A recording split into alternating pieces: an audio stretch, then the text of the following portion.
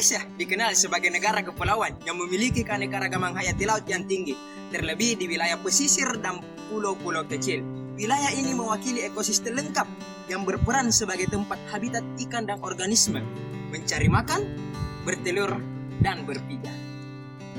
Namun sangat disayangkan akibat penangkapan ikan yang tidak ramah lingkungan, penangkapan ikan secara berlebihan atau overfishing, dan aktivitas manusia lainnya yang dapat merusak ekosistem pesisir dan pulau-pulau kecil lainnya. Indonesia adalah negara kepulauan terbesar di dunia yang pada tahun 2021 memiliki jumlah pulau mencapai 17.000 pulau. Indonesia terletak di garis khatulistiwa dan di wilayah yang dikenal sebagai segitiga terumbu karang.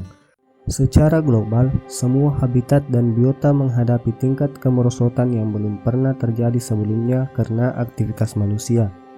Indonesia tidak terkecuali.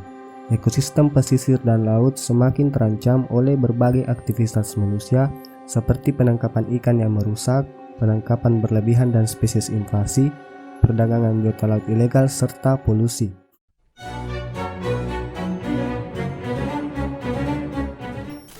Indonesia telah menyadari adanya tantangan pencemaran laut sejak dulu.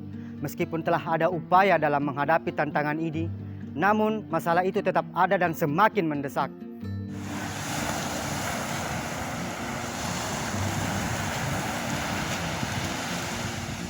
Polusi telah menjadi ancaman yang semakin besar bagi lingkungan, habitat, dan biota laut dalam beberapa dekade terakhir, khususnya pada plastik yang menjadi masalah besar bagi lingkungan, pesisir, dan laut. Indonesia telah mengesahkan berbagai hukum dan peraturan nasional. Salah satunya adalah Peraturan Pengendalian Pencemaran dan atau Perusakan Laut Nomor 19 Tahun 1999 yang melarang siapapun untuk melakukan tindakan yang menyebabkan pencemaran lingkungan laut dan diperlukan izin untuk membuang limbah di laut. Indonesia merupakan penghasil limbah plastik terbesar kedua di dunia setelah Cina. Di banyak daerah, hanya sedikit atau tidak ada sama sekali sistem pengelolaan sampah kota yang mengakibatkan tingginya tingkat polutan plastik yang memasuki lingkungan laut. Selain itu, ketika plastik hancur secara fisik, mikroplastik yang dihasilkan memasuki rantai makanan laut dan menciptakan tantangan yang terus-menerus bagi kesehatan biota laut dan manusia sebagai konsumen biota laut. Nia kan dari Salsere pantai nia ke Indonesia, tapi ini sampai kira-kira batu tamai. Bombang ah. Hah? Bombang ah. Nerang bomban di gitu ya? Bombang. Bombang. Kalau gitu ya? Bombang. Merah bombang. Kemudian ini kira-kira biasa niat tahu mual sampah ini? Iya. Iya.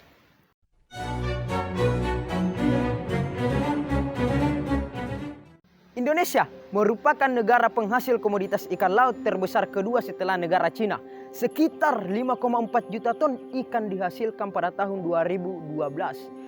Hampir 2/3 komoditas perikanan yang diproduksi di Indonesia berasal dari perikanan yang ditangkap dari alam, yang juga disebut perikanan tangkap. Perikanan ini adalah komoditas berburu di alam liar berskala besar terakhir yang ada di dunia yang mengharuskan individu dan kelompok nelayan untuk pergi menjelajah ke laut. Dalam hal menangkap ikan ini kita pakai perahu saja, Pak. Iya, perahu. Alat tangkap yang biasa dipakai, Pak, apa jala, pancing atau Pak, jaring. jaring di? Iya. Kalau pakai jaring kira-kira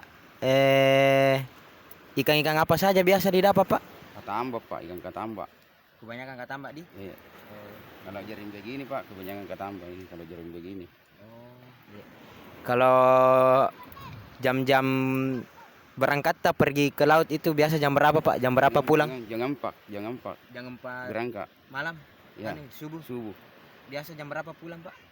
Jam 8. Jam 8, Pak, di. Iya. Biasa itu berapa ekor, Pak, kalau sekali berangkat ki? Berapa biasa didapat? Biasa dapat 20 ekor.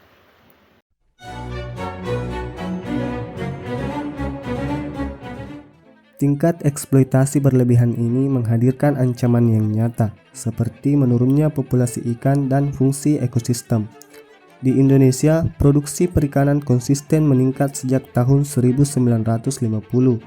Walaupun tingkat pertumbuhan produksi perikanan global sekarang mulai melambat menjadi kurang dari 1% per tahun, tingkat pertumbuhan Indonesia terus meningkat. Antara 2003 dan 2014 saja, produksi perikanan meningkat lebih dari 30%. Hal ini menimbulkan kekhawatiran bagi ketahanan pangan, terkhusus di masa yang akan datang, karena seiring bertambahnya populasi dunia.